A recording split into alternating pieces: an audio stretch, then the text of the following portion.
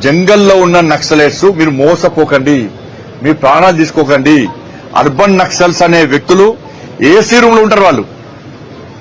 వాళ్ళ కుటుంబాలు మంచిగా ఉంటాయి. అర్బన్ నక్సల్స్ కుటుంబాలు మంచిగా ఉంటాయి.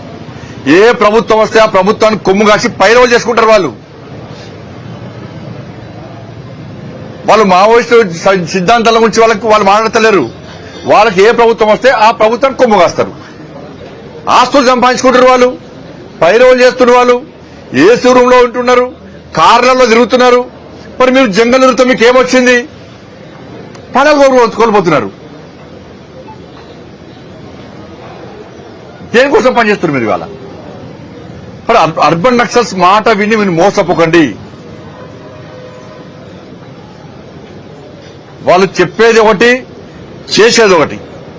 కానీ ఇప్పటికైనా నేను మళ్లీ అప్పీల్ చేస్తున్నా, ఎవరైతే అండర్ గ్రౌండ్ లో ఉన్నారో వాళ్ళందరూ కూడా వాస్తవాలను గ్రహించండి.